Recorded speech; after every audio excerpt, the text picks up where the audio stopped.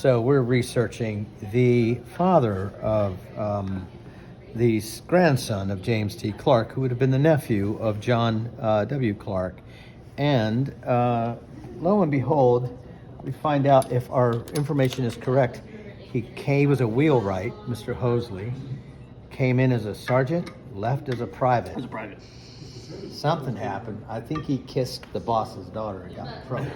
I'm just going to say that. But we're on plate number 87? 87, yep. 87, and here we are. Yeah, here. And what we're trying to figure out is, he was in 12th Mississippi. 12th Mississippi, who was here at Antietam, but also going to try to find out if Rhodes Division. So we have Daniel, Battle, Johnston, and Ramseur. So how do we figure out if they had any of the Mississippi? If he got pulled in because he was a wheelwright, just like John William Clark was. The file Soldiers I gave you should have more information on. I don't know what we did with it. So I put it away like a smart guy who loses things all the time. No worries. But anyway, we're trying to figure out, because at the end of the day, our goal was to try to get a better understanding. So it seems like Mr. Hosley, who was from Mississippi and a rather dapper man, and was also a wheelwright, like John W. Clark, had a child, and he was married beforehand. So maybe he kind of got distracted by a nice-looking girl, or she by him. Could be possible.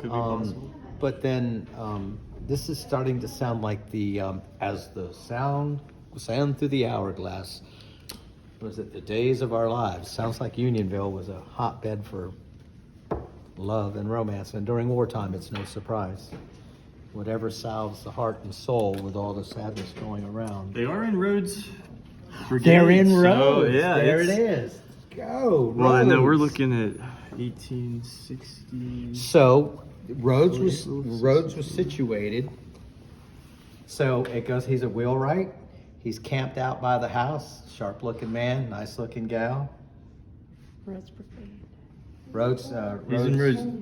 Yeah. Division there. Rhodes Division. He was part of Rhodes Division, which was Ramseur, Johnston, and try to look up General Battle and any Civil War thing, and all you get is everything that says Battle. Battle, yeah. Yeah, Google has no time for General Battle. But Rhodes Division. So what we've got to figure out is during 64, but that's April of 64, and he was born in, so he was there sooner than that. Mm. So we've got to figure out the first moment that Mississippi, 12th Mississippi, showed up in Unionville. Would that make sense? Yes, yeah. Because that would have been 63, 9 months gestation for a child. That would have been First Battle of Manassas.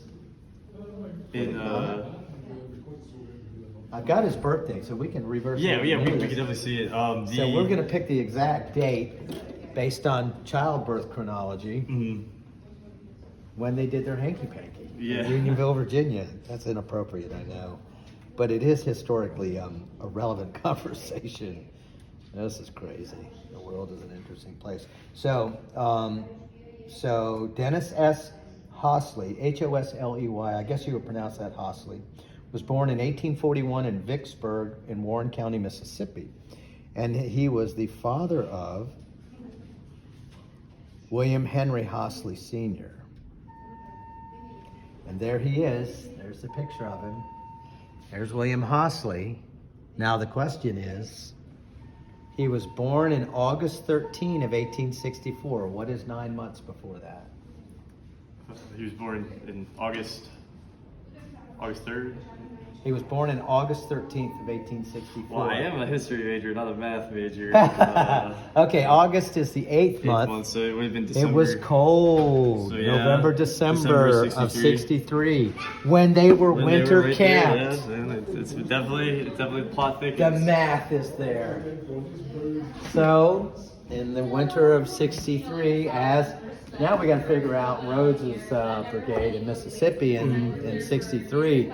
Oh my God. Well, it does look like he bounced around a bunch, but he's in Ewell's Corps. I can't remember which corps.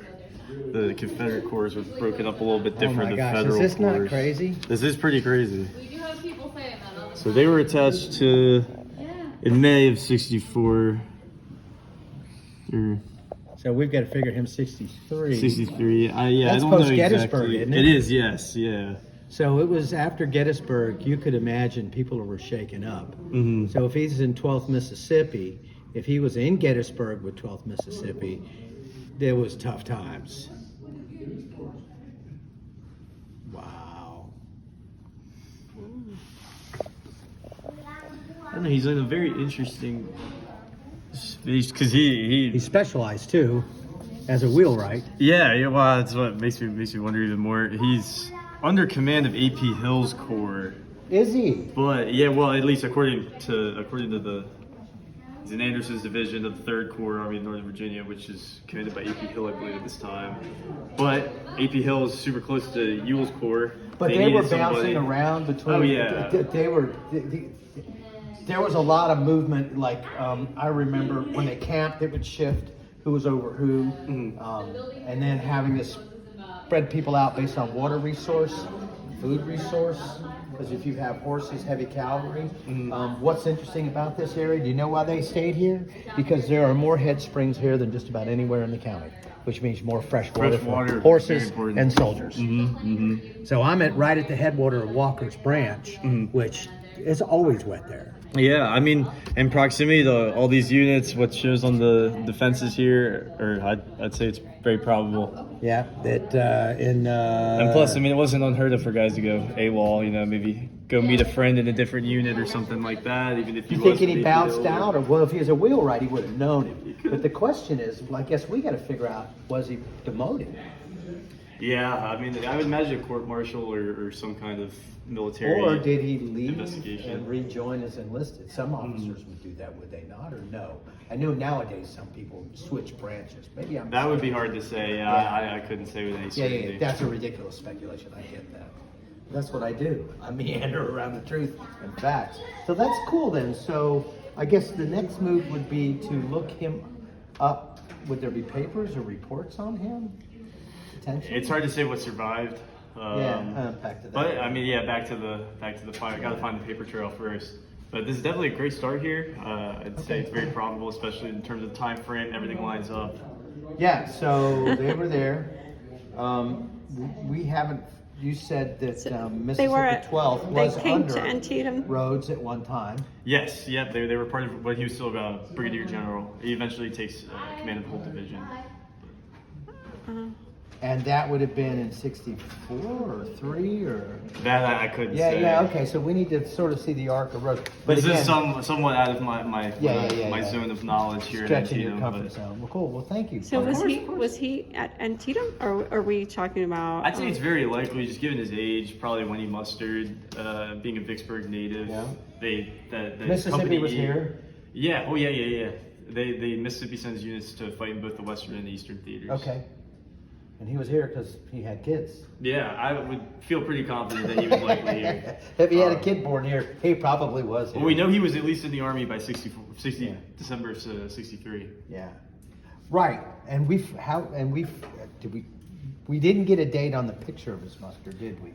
It didn't look like they had a date. Doesn't mean it doesn't exist, but from what the Soldier and Sailors database had, there wasn't a definitive date. But Picture, but not a date. it said he was from Vicksburg. Company E of the 12th were known as the Vicksburg Sharpshooters. Okay. Probably a nickname they got from the start of the war. I'd imagine he probably enlisted pretty early, especially he was born in 1843. So he was a seasoned. He was a fighting age male Yeah. by the time the war breaks out in '61. So I still feel He's in his 20s. 18, 19. Full of piss and vinegar, ready to go. Yes, exactly. And from Mississippi. I'd say that so far it's all lining up. Definitely continue with the research. Just so we know, this is Plate 87. Plate 87. That's Yep. L. And it's broken right here in the spine. So, Yeah. if you want to take a photograph or anything. Oh, the Library of Congress has it. Has it, In- yeah. in perfect and original plates. Yep. But yeah. Yeah, you so- can see it unbroken Yeah, up on and there. it's really nice, and you can get it in a TIFF image. Mhm. Anyway, Motley Patriot history. The more you dig, the more you have to dig. It's like sand in the beach with water coming in. Yeah. Look, I found a clam. Wait, where'd it go? What? Anyway, good times. Thank you. Yeah, of course.